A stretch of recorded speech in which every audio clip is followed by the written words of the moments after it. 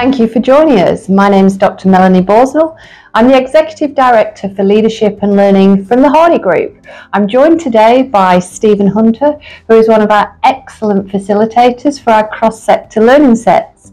Stephen's a former senior public servant with the Australian government. Thank you for joining me today, Stephen. That's good to be here, Melanie.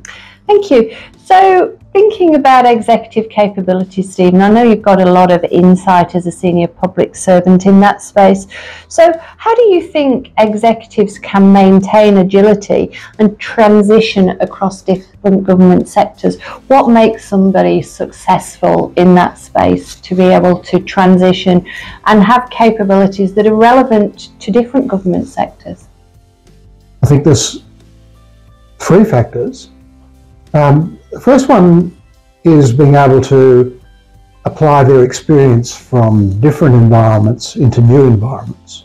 And that requires them to be doing a lot of listening, a lot of learning, and being ready to take their time a little bit before they make their mark in a new sphere. The second thing is experience. It always helps. And the confidence that goes with that, so that you're not overawed by a new situation.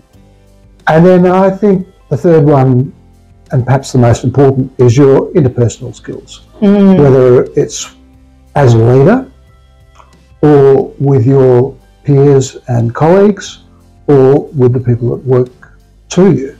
And being able to have interpersonal skills that get the most from your relationships, for all parties, is really key.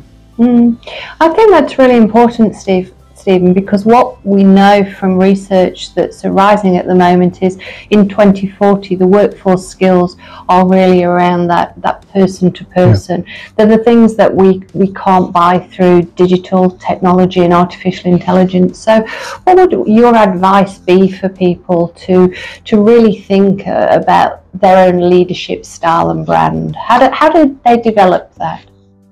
Well, one way in particular is to put themselves in situations in which they are asked to think deeply about the particular challenges that they face and how they might address those. And there's different ways of doing that. Some of it might be through formal learning, some of it might be through getting experience in different settings, and others might be taking a deliberate step to, for example, participate in a learning set where they can work with others who work in analogous fields, different fields, but where their experiences are analogous, and they can share experiences, learn from other people's experiences, and problem solve collectively in a really safe environment, and therefore develop their skills through that.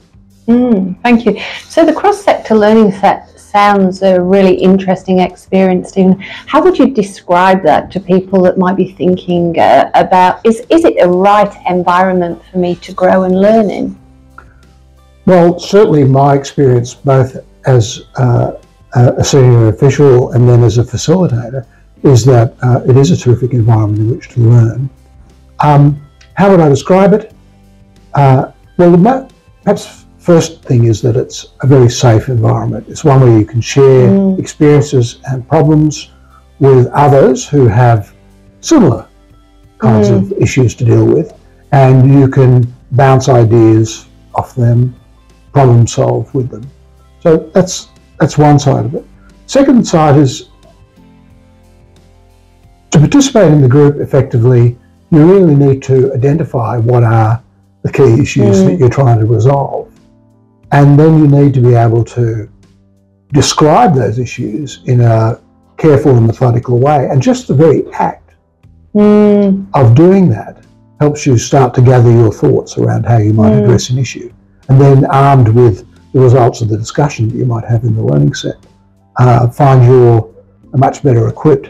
Also creates a set of responsibilities on you. Next time you come back to a learning set meeting, people are going to ask, well, how did it go?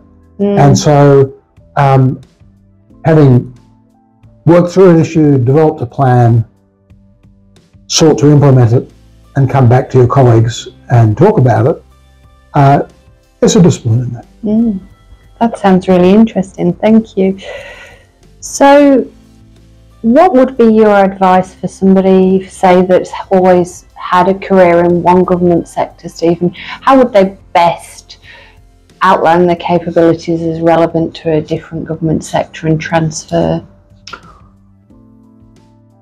Well, they need to think about what is the skill set that they're actually exercising in their job, and try and separate that skill set and the description of it from the actual mechanics of the job. You know, are you actually leading people? Doesn't matter whether you're leading them in a environment organisation or a human services organisation. Are you exercising leadership skills?